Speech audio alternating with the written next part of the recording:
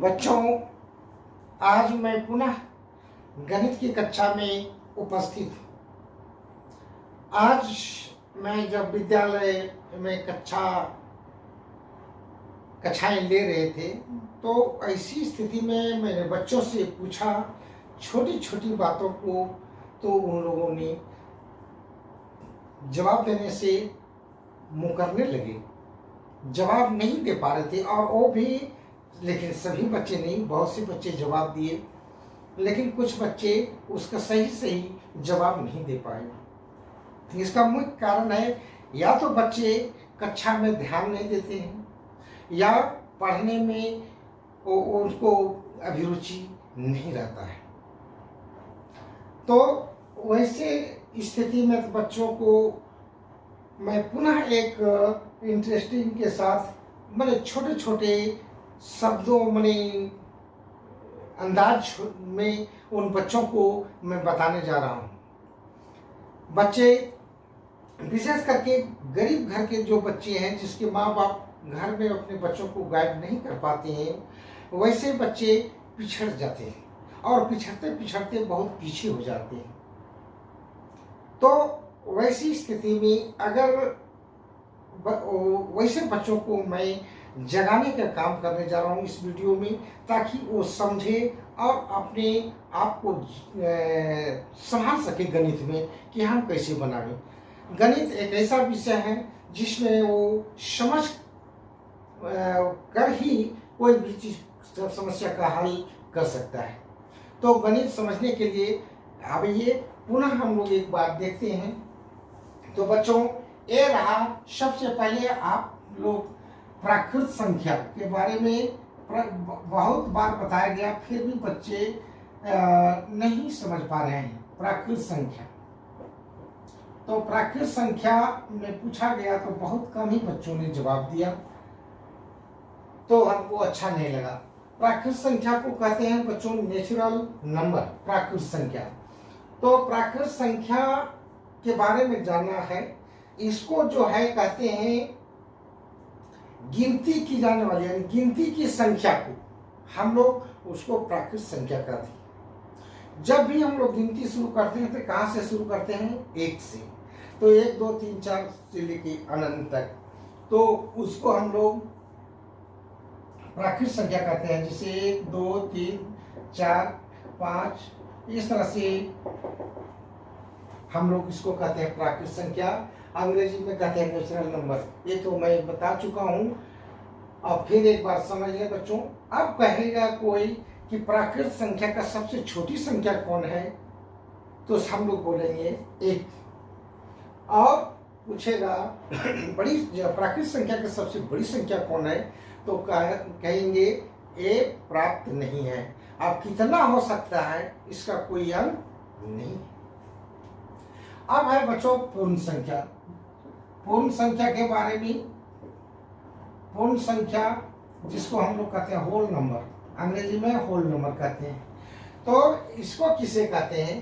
तो पूर्ण संख्या यानी प्राकृत संख्या में शून्य लगा देते हैं बच्चों। जो शून्य लगा दिए और वही 1 2 3 4 5 लेकर के अनंत तक चली जाएंगी, तो उसको हम लोग कहते हैं पूर्ण संख्या। ये अपूर्ण संख्या था, गिनती की संख्या तो है, लेकिन वो पूर्ण संख्या नहीं कहलाता है। पूर्ण संख्या कब कहलाता है? जब प्राकृत संख्या में जब 0 यानी शून्य लग जाता है तो वो पूर्ण संख्या कहलाता है। अब है कि पूर्णांक। पूर्णांक जिसको इंटीजर कहते हैं, पूर्णांक। अब ये पूर्णांक जो है बच्चों, इसमें क्या है कि ये पूर्ण संख्या सहित, यानी पूर्ण संख्या हमारा हो गया 0 1 2 3 4 5, इस तरह से लेकर के अनंत तक। और इसमें ऋणात्मक संख्या, ऋणात्मक संख्या यदि लग जाए इस तरह से इधर, यानी 0 सहित धनात्मक और ऋणात्मक संख्या के सम्मिलित रूप को ही हम लोग कहते हैं उसको पूर्णांक, इंटीगर। तो ये है हमारा बच्चों, अभी ये सीखे प्राकृत संख्या, पूर्ण संख्या, पूर्णांक। पूर्णांक में 0 सहित धनात्मक और ऋणात्मक संख्या होता है, यानी पूर्ण संख्या सहित ऋणात्मक संख्या को हम कहते हैं पूर्णांक। अब इसमें कोई पूछेगा बच्चों पूर्ण संख्या सबसे छोटी कौन है, तो 0, और सबसे बड़ी कोई अप्राप्त जिसका कोई मैंने पता नहीं, उसका कोई लिमिट नहीं है। उसी प्रकार से इसमें अगर कोई छोटी पूछेगा तो इसमें छोटी भी नहीं, बड़ी भी कोई नहीं, तो मैंने हम बता नहीं सकते हैं क्योंकि वो अप्राप्त है। कहाँ तक जाएगा वो, कहाँ तक माइनस में जाएगा, ये कहना मुश्किल है। अब इसमें थोड़ा और समझ लीजिए बच्चों फिर एक बार। 0 जो है, 0 -1 से बड़ा है, -2 से बड़ा है -1, और -2 से भी बड़ा है 0। याद रखेंगे, इधर जितना जाएंगे मान घटते जाएगा, और यहाँ से जितना इधर जाएंगे मान बढ़ते जाएगा, कम से कम याद रखेंगे बच्चों। तो ये हमारा पूर्णांक, तो प्राकृत संख्या, पूर्ण संख्या और पूर्णांक हो गया। अब इसको एक बार बढ़िया से देख लेंगे बच्चों। बार बार ये सब सीखने की जरूरत नहीं है, केवल ध्यान देने की जरूरत है। ध्यान देंगे हर चीज समझ में आ जाएगा। अब बच्चों आज ही मैंने पूछा, कुछ बच्चे जवाब दिए, कुछ बच्चे जवाब नहीं दे पाए। सम संख्या किसे कहते हैं, तो नहीं बता पाया, कुछ बताया, कुछ नहीं बता पाया। तो आखिर में ऐसा क्यों होता है? सम मतलब जोड़ा, एक प्रकार का सचिव। सम संख्या वैसा है जो 2 से भाग लग जाए। सम संख्या, जो संख्या 2 से भाग लग जाए उसे सम संख्या कहते हैं। और सम संख्या को हम अंग्रेजी में कहते हैं इवन नंबर। सम संख्या, इसको जानना जरूरी है बच्चों। सम संख्या इवन नंबर। सम संख्या 2 से भाग कौन लगेगा? 2 भाग लगेगा, 4 लगेगा, 6 लगेगा, 8 लगेगा, इस तरह से ये सब सम संख्या हो गया, अनिवन नंबर। विषम संख्या फिर एक बार देख लेंगे, जिसको अंग्रेजी में कहते हैं ओड नंबर। विषम संख्या, विषम संख्या, विषम संख्या है क्या बच्चों? 1, 3, 5, 7, 9, 11, इस तरह से ये हो गया विषम संख्या। अब है अभाज्य संख्या, जिसको प्राइम नंबर कहते हैं। अभाज्य संख्या को रूट नंबर भी कहते हैं, रूट संख्या भी कहते हैं। अभाज्य संख्या, अभाज्य संख्या जो होता है बच्चों, ये होता है 2, 3, 5, 7, 11, 13, इस तरह से। अब इसी में बच्चे मैंने गड़बड़ाने लगते हैं।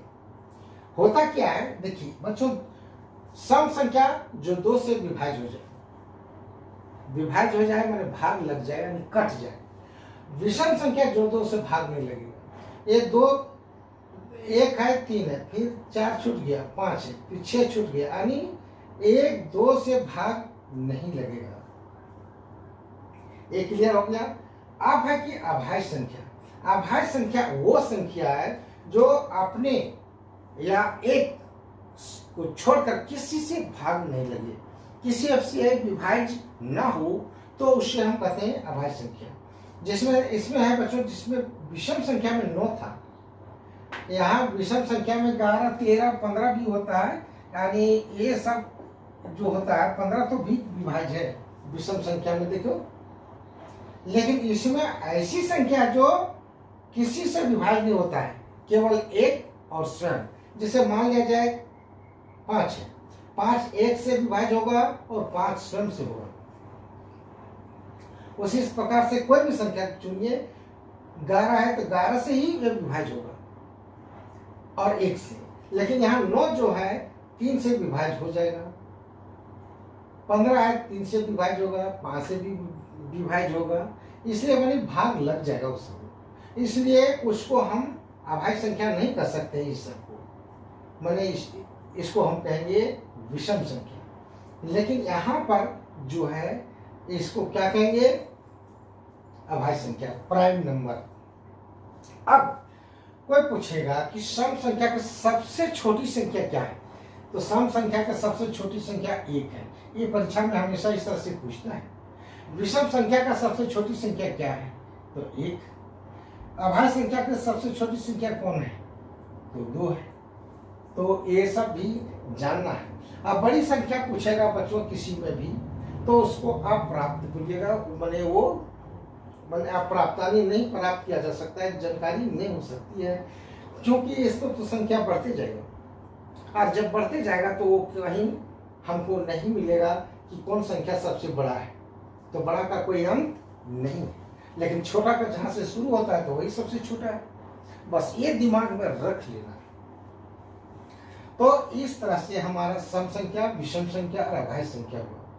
फिर समझे, सम संख्या 2 से विभाज्य हो जाता है, विषम संख्या 2 से विभाज्य नहीं होता है, अभाज्य संख्या किसी से भी विभाज्य नहीं होता, किसी भी संख्या से, केवल अपने एक और अपने मतलब जैसे 2 है तो 1 से कटेगा और 2 से ही कटेगा, 3 है 1 से कटेगा और 3 से ही कटेगा और किसी से नहीं कटेगा, 13 है 1 से कटेगा और 13 से ही कटेगा, यानी विभाज्य होगा। तो इस तरह से दिमाग में इसको रखेंगे ताकि किसी तरह का परेशानी ना हो। तो इस तरह से हमारा ये हो गया। अब है बच्चों थोड़ा सा देख लेंगे, भिन्न संख्या भी आता है जिसको फ्रैक्शन नंबर के नाम से जानते हैं। भिन्न संख्या जो होता है, भिन्न बहुत आपको भिन्न संख्या जो है फ्रैक्शन नंबर माने बटा वाला बच्चों 3/4, यानी जिसमें अंश और हर हो, 1/2, यानी बटा वाला जितना भी रहेगा -7/9, ये सभी क्या कहलाएगा, भिन्न संख्या कहलाएगा। तो भिन्न भी 2 प्रकार का होता है, तो 3 प्रकार का, तो उसको हम लोग उससे हम बता चुके हैं, लेकिन भिन्न आपका इस तरह से होता है बटा में। तो इसको देख लेंगे बच्चों, भिन्न संख्या इसको कहते हैं फ्रैक्शन नंबर।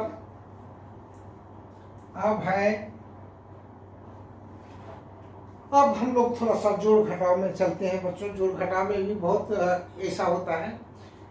अब है कि 0 कोई पूछेगा, 0 पूछा, ये 0 है, कहेगा कि ये धनात्मक है कि ऋणात्मक। जैसे मान लीजिए 1 है, 1 को कहेंगे हम ये धनात्मक है, ये 2 है -2 है, इसको कहेंगे ये ऋणात्मक संख्या है।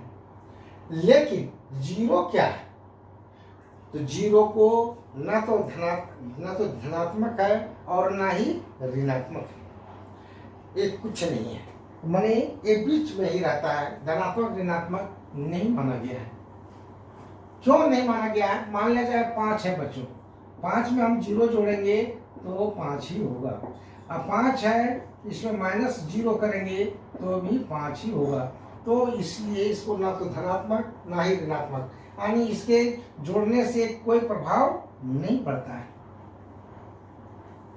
अब है बच्चों, मान लिया जाए कि यहाँ 2 है, 3 है, 0 है, -1 है, 2 है, इस प्रकार से। अब इसको कहेगा आरोही क्रम में सजाएं। ये थोड़ा सा समझ लीजिए बच्चों, आरोही क्रम, असेंडिंग ऑर्डर, आरोही क्रम में हम क्या करेंगे, सबसे पहले छोटी संख्या चुनेंगे। तो सबसे छोटी संख्या कौन होगा, ये हमें दिमाग में लगाना है। तो सबसे छोटी संख्या है बच्चों माइनस वाला जो संख्या है, और माइनस में भी जो बड़ी दिखाई पड़े बड़ा, तो वही सबसे छोटा होता है माइनस में। तो यहाँ पर आरोही क्रम में -1 है, -2 है, तो -2 सबसे छोटी संख्या है। उसके बाद -1 होगा, यानी -2 से बड़ा है -1, और -1 से बड़ा है 0, और 0 से बड़ा है 2, और 2 से भी बड़ा है 3। ये हो गया आरोही क्रम। यानी इससे बड़ा है A, और इससे बड़ा है A, और इससे बड़ा है 2, और 2 से बड़ा है 3, यानी ये हो गया हमारा आरोही क्रम। अब अवरोही क्रम यानी डिसेंडिंग ऑर्डर यदि बोलेगा, अवरोही क्रम, तो अवरोही क्रम में क्या होगा बच्चों, इसी को उल्टा कर देना है, ज्यादा दिमाग लगाने की जरूरत नहीं। सबसे बड़ा वाला को पहले लिखेंगे, उसके बाद हम 2 लिखेंगे, फिर हम लिखेंगे 0, फिर -1, फिर -2, इस प्रकार से। ये हो गया अवरोही क्रम। अवरोही मतलब घटते क्रम, ये है बढ़ते क्रम। ये बढ़ते जा रहा है, यानी मान उसका बढ़ते जा रहा है। और इसमें जो मान घटते जा रहा है, तो इसमें ऐसे भी चिन्ह दिया जाता है बच्चों। इससे बड़ा है ये बड़ा, ये बड़ा, ये, और इसमें इस तरह से चिन्ह ऐसे दिया जाता है। तो इस तरह से आप बुक में बहुत मिलेगा, उसको देख लेंगे। तो ये सभी बहुत अच्छी चीज है बच्चों, ये सब जानना जरूरी था।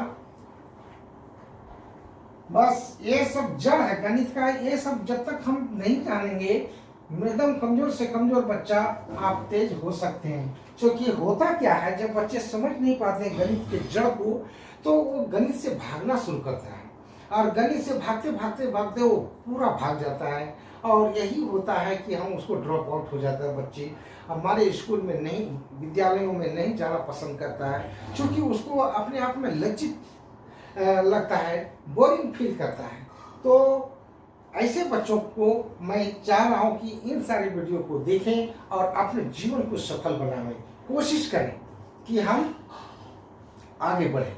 आगे तभी बढ़ेंगे जब इस जड़ को समझेंगे, तभी। जितना जड़ मजबूत होगा, पौधा उतना ही बड़ा होगा। कोई भी पौधा भी देखो, पौधा है, पेड़ है, जिसका जड़ जितना नीचे जाता है, जितना जमीन में डीप जाता है, उतना ही वो पौधा मजबूत होता है, पुष्ट होता है। तो वही चीज हमारे पठन पाठन में लागू होता है। अब है बच्चों, यदि दो धनात्मक संख्याओं को जोड़ा जाता, जब दो धनात्मक संख्याओं को जोड़ा जाता है तो वो जुट जाता है। जैसे 2 जोड़ 3, चाहे मान लीजिए 5, इसको जोड़ेंगे तो हमारा 7 होगा। ध्यान से देखिए, एक सब जड़ है, 2 धनात्मक है, 5 भी धनात्मक है, जोड़ने पर धनात्मक ही प्राप्त होता है।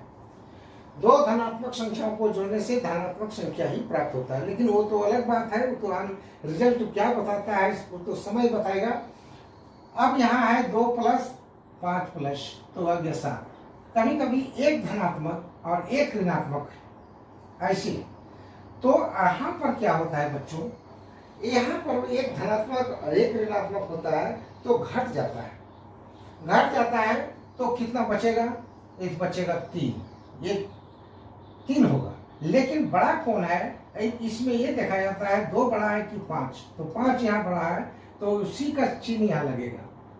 फिर इसी को -2 रहता, +5 रहता, तो क्या होता, तो इसमें भी घट जाएगा बच्चों।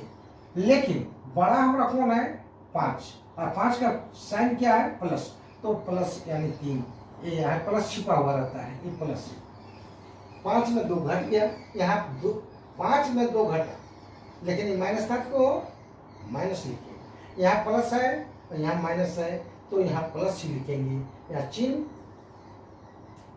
माइनस का प्लस का ही रहेगा, यानी प्लस यहाँ छिपा हुआ है। अब है कि दोनों संख्या ऋणात्मक हो, -2 -5, तब क्या होगा बच्चों, दोनों जुट जाएगा और ये हो जाएगा -7। माइनस माइनस जुट जाएगा, लेकिन साइन हमारा जो है वो माइनस का ही रहता है, याद रखेंगे। तो ये बहुत बड़ी चीज है, ये सब समझना होगा। तो बच्चों मान लीजिए -2x होता, अब ये समझेंगे तो उधर भी समझ में आ जाएगा। मान लीजिए -2x है और 5x है माइनस में, तो ये खाली चिन्ह लगा देंगे और यहाँ 7x लिखेंगे। चीज एक ही है, केवल x लग गया उसमें, तो x यहाँ लग गया। तो ये इस तरह से हम गणित को बढ़िया से मजबूती के साथ समझ सकते हैं। तो यही था जड़ बच्चों, इस तरह से हम बना सकते हैं, अपने आप को सशक्त कर सकते हैं, मजबूत कर सकते हैं, अपने मनोबल को कभी गिरने नहीं दे सकते हैं। कब, जब हम इन जड़ों को समझेंगे। अब है बच्चों, एक ऐसा पूर्णांक लिखिए, 2 ऐसे पूर्णांकों का युग्म लिखिए, 2 ऐसे पूर्णांकों का युग्म लिखिए जिसका योग 7 हो, चाहे 10 हो, 9 हो, जो भी है। मान लिया जाए ऐसा पूर्णांक जिसको हम जैसे ऐसे दो पूर्णांकों का युग्म लिखिए जिसका योग 9 हो, जैसे इसे 9, योग 2 पूर्णांकों का योग 9 है, तो 2 दो पूर्णांकों का योग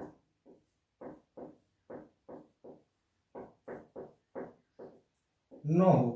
तो यहीं पर ध्यान दीजिए बच्चों, दो पूर्णांकों का योग 9 हो तो हम यहाँ योग 9 कैसे होगा?